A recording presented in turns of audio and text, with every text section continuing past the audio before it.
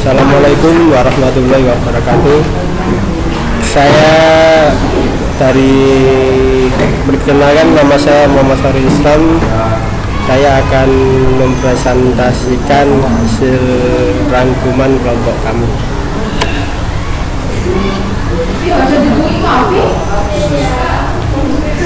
Yang pertama, asal usul dan persebaran nenek moyang bangsa Indonesia. 1. Proto Melayu. Proto Melayu diyakini sebagai nenek moyang orang Melayu Polinesia yang tersebar dari Madagaskar sampai pulau-pulau paling timur di Pasifik. Ras Melayu ini mempunyai ciri-ciri rambut lurus, kulit kuning kecoklatan, dan bermata sipit. Mereka itu mula-mula menempati pantai-pantai Sumatera Utara, Kalimantan Barat, dan Sulawesi Barat. Mereka berpindah masuk ke pedalaman dan mencari tempat baru ke hutan-hutan sebagai tempat dunianya. 2. Deutero Melayu. Deutero Melayu merupakan ras yang dari Indonesia bagian utara. Mereka dapat membuat perkakas dari perunggu. Perpindahan mereka ke kepulauan Indonesia dapat dilihat dari rute persebaran alat-alat yang mereka tinggalkan di beberapa kepulauan di Indonesia, yaitu berupa kapak panjang. Dapat dijumpai di Malaka, Sumatera, Kalimantan, Filipina, Sulawesi, Jawa, dan India. 3. Melanesia. Ras lain yang juga terdapat di kepulauan di Indonesia adalah ras Melanesia. Mereka tersebar di Asia Pasifik di pulau-pulau yang letaknya sebelah timur Irian dan benua Australia. 4. Negrito dan Bogu. Sebutan Negrito diberikan oleh orang-orang Spanyol karena yang mereka juga itu berkulit hitam mirip dengan jenis-jenis negro. Kelompok Wedi terdiri atas orang-orang dengan kepala mesocepal dan letak mata yang dalam sehingga nampak sedikit terang. Kulit mereka coklat tua dan rata-rata lelakinya 155 cm. Wedit artinya jenis Weda, yaitu bangsa yang terdapat di kepulauan Sri Lanka.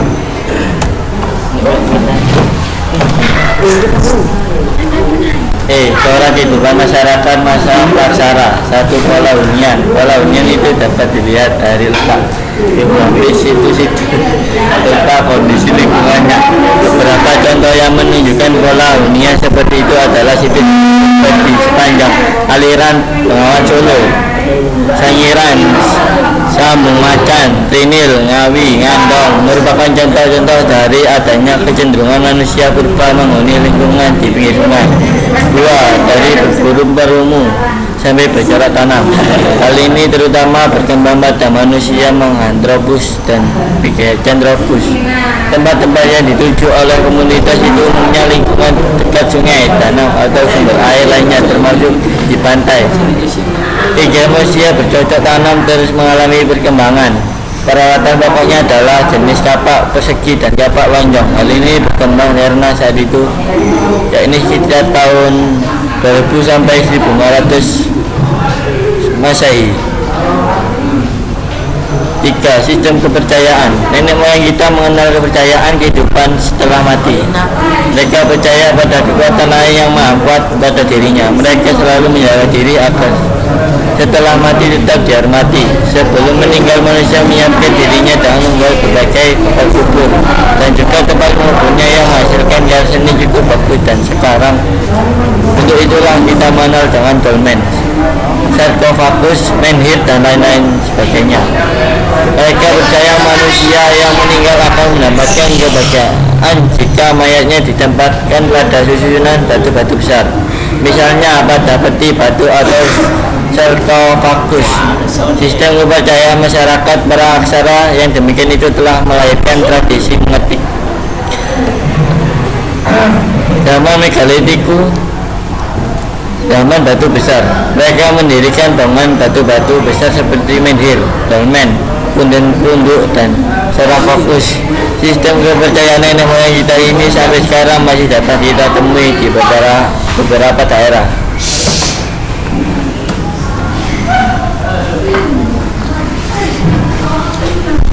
Perkembangan teknologi. 1. Antara batu dan tulang. Peralatan pertama yang digunakan oleh manusia purba adalah alat-alat dari batu yang seadanya dan juga dari tulang.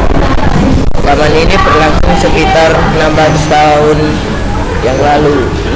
Zaman ini merupakan zaman yang sangat penting karena terkait dengan munculnya kehidupan baru, yakni munculnya jenis manusia purba.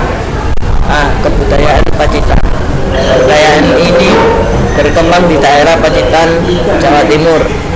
Seorang ahli von Kringlow dalam penelitian tahun 1935 menemukan beberapa hasil teknologi bebatuan atau alat-alat dari batu di Sungai Pasokat dekat gunung. Alat-alat itu oleh Koningswald digolongkan sebagai alat-alat paleolitik yang bercorak jalan.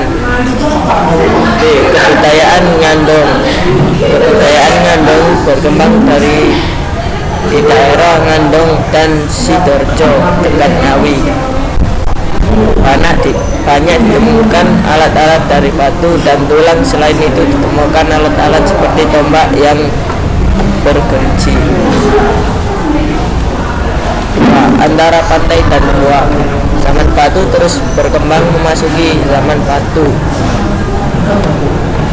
Madya atau batu tengah yang dikenal zaman Mesolitikum. Hasil kebudayaan batu Madya ini sudah maju apabila dibandingkan hasil kebudayaan zaman Paleolitikum batu tua. Sekalipun tidak serta-merta punah, tetapi mengalami penyempurnaan. Bentuk flek dan alat-alat dari tulang terus mengalami perkembangan. Secara garis besar, kebudayaan Mesolitikum ini terbagi menjadi dua kelompok besar yang ditandai lingkungan tempat tinggal, yakni di pantai dan gua.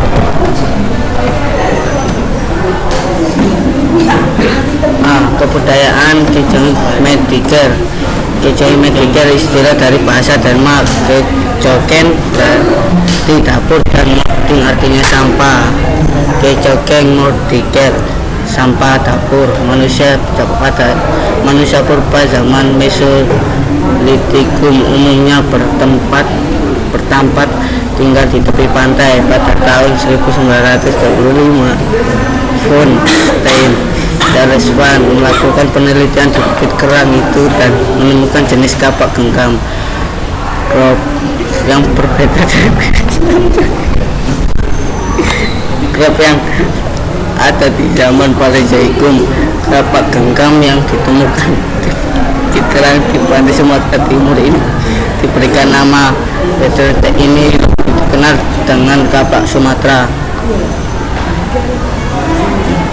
Kebudayaan Upstream South Forge. Kebudayaan Upstream South Forge merupakan hasil kebudayaan yang ditemukan di gua-gua. Hal ini mengindikasikan bahwa manusia purba penduduk kebudayaan ini tinggal di gua-gua. Kebudayaan ini pertama kali dilakukan penelitian oleh von Stein dan Flens di Gua Lawa dekat Sampung, Ponorogo. Beberapa hasil teknologi bebatuan yang ditemukan misal ujung panah, flage, batu pengilingan.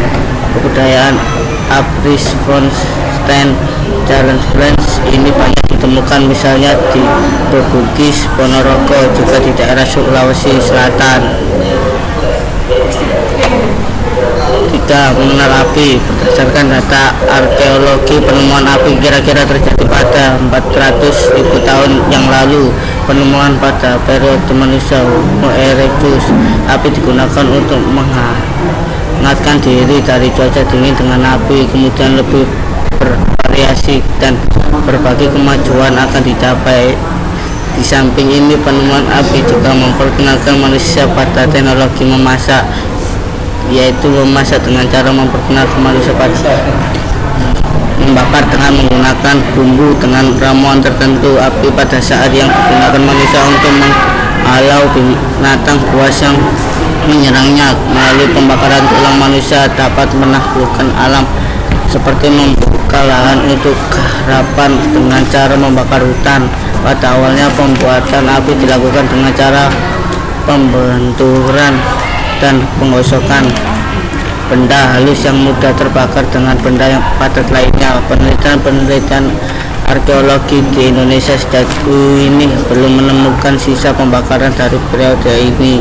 Sisa api tertua ditemukan di Cesowanja, Tanzania dari sekitar 1/4 juta tahun yang lalu, yaitu berupa tanah liat kemerahan bersama dengan sisa tulang binatang.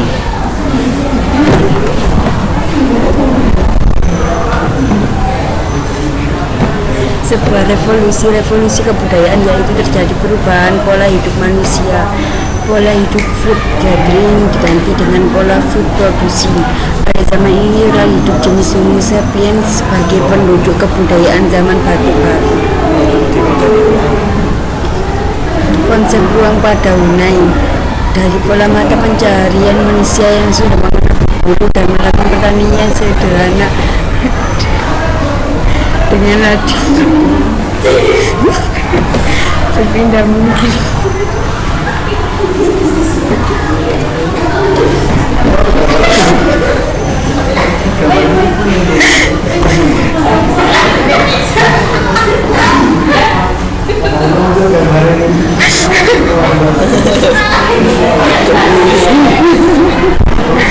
berpindah memungkinkan adanya pola pemukiman yang belum menetap.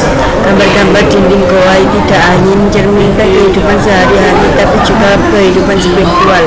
Cap-cetangan dan lukisan di goa yang banyak ditemukan di Papua dan Sulawesi Selatan dikaitkan dengan ritual penghormatan atau pemujaan nenek moyang, kesuburan dan inisiasi. Anjing adalah binatang yang digunakan oleh manusia praaksara untuk berburu binatang. Dengan demikian, konsep ruang mereka masih kurang bersifat geometris teratur.